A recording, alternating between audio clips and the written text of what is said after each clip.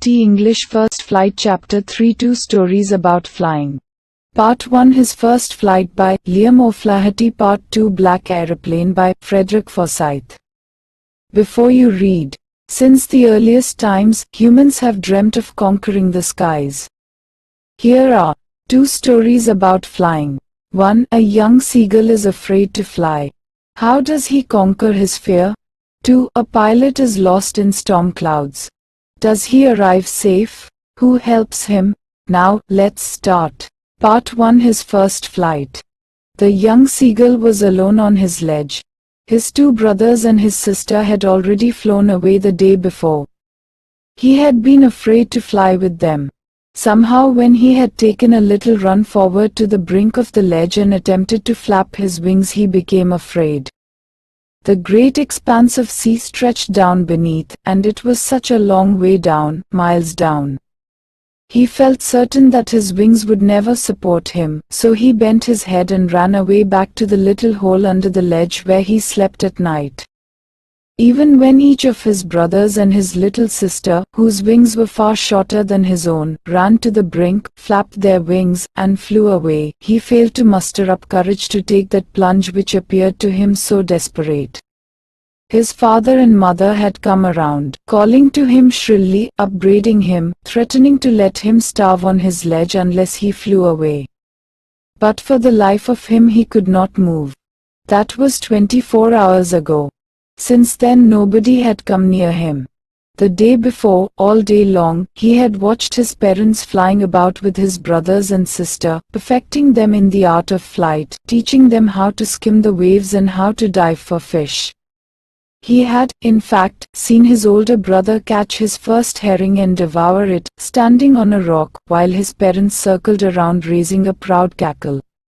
And all the morning the whole family had walked about on the big plateau midway down the opposite cliff, taunting him with his cowardice. The sun was now ascending the sky, blazing on his ledge that faced the south.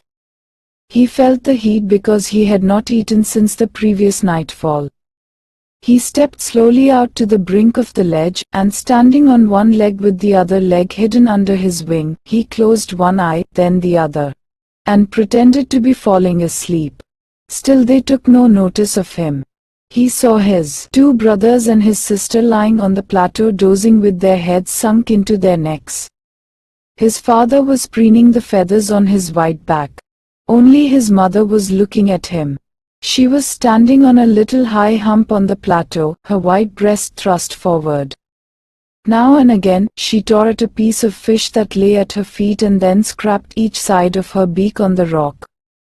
The sight of the food maddened him. How he loved to tear food that way, scraping his beak now and again to wet it. "Ga, ga, ga," he cried, begging her to bring him some food. "Gav kola," she screamed back derisively. But he kept calling plaintively, and after a minute or so, he uttered a joyful scream. His mother had picked up a piece of the fish and was flying across to him with it. He leaned out, eagerly, tapping the rock with his feet, trying to get nearer to her as she flew across. But when she was just opposite to him, she halted, her wings motionless, the piece of fish in her beak almost within reach of his beak.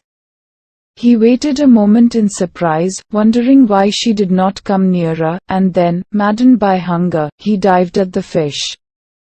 With a loud scream he fell outwards and downwards into space. Then a monstrous terror seized him and his heart stood still. He could hear nothing. But it only lasted a minute. The next moment he felt his wings spread outwards. The wind rushed against his breast feathers, then under his stomach, and against his wings. He could feel the tips of his wings cutting through the air. He was not falling headlong now. He was soaring gradually downwards and outwards. He was no longer afraid. He just felt a bit dizzy. Then he flapped his wings once and he soared upwards. "Ga, ga, ga, ga, ga, ga, gav kola," his mother swooped past him, her wings making a loud noise. He answered her with another scream. Then his father flew over him screaming.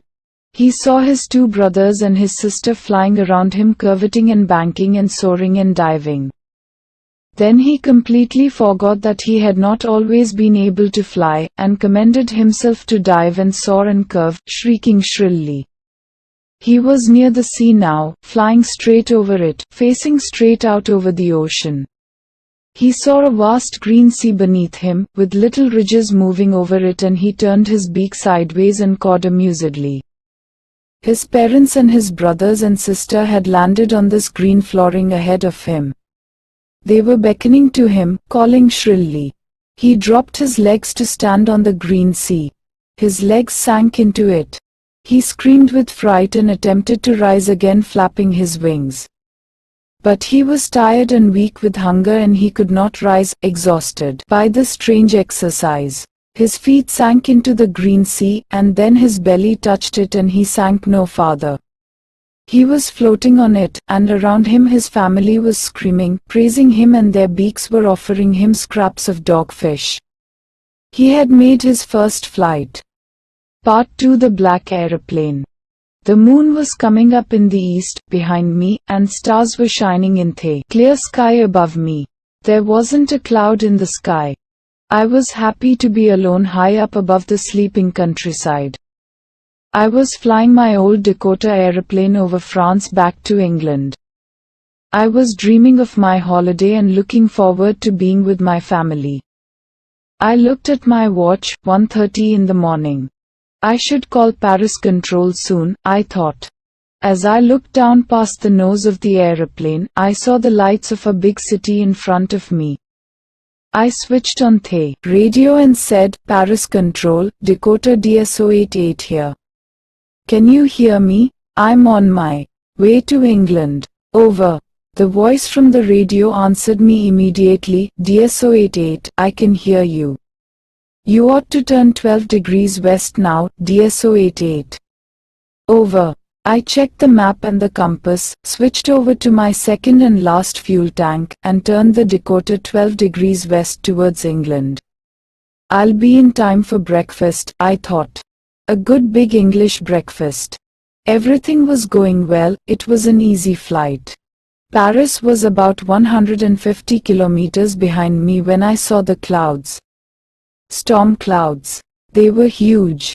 They looked like black mountains standing in front of me across the sky. I knew I could not fly up and over them, and I did not have enough fuel to fly around them to the north or south. One ought to go back to Paris, I thought, but I wanted to get home. I wanted that breakfast. I'll take the risk, I thought, and flew that old Dakota straight into the storm. Inside the clouds, everything was suddenly black. It was impossible to see anything outside the aeroplane. The old aeroplane jumped and twisted in the air.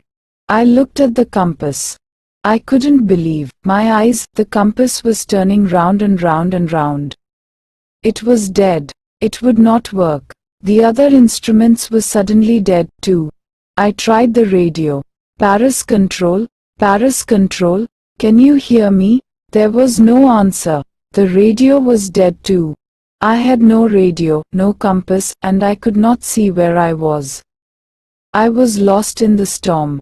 Then, in the black clouds quite near me, I saw another aeroplane. It had no lights on its wings, but I could see it flying next to me through the storm. I could see the pilot's face turned towards me. I was very glad to see another person. He lifted one hand and waved. "Follow me," he was saying.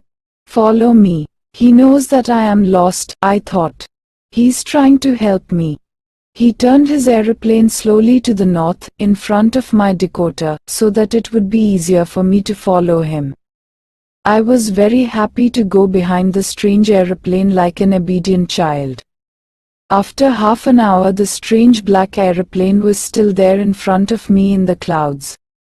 Now, there was only enough fuel in the old Dakota's last tank to fly for 5 or 10 minutes more. I was starting to feel frightened again. But then he started to go down and I followed through the storm. Suddenly I came out of the clouds and saw 2 long straight lines of lights in front of me. It was a runway, an airport. I was safe. I turned to look for my friend in the black aeroplane, but the sky was empty. There was nothing there. The black aeroplane was gone. I could not see it anywhere. I landed and was not sorry to walk away from the old decoder near the control tower. I went and asked a woman in the control center where I was and who the other pilot was. I wanted to say thank you. She looked at me very strangely and then laughed. Another aeroplane? Up there. In this storm, no other aeroplanes were flying tonight. Yours was the only one. Could see on the radar. So who helped me to arrive there safely without a compass or a radio, and without any more fuel in my tanks? Who was the pilot on the strange black aeroplane? Flying in the storm, without lights?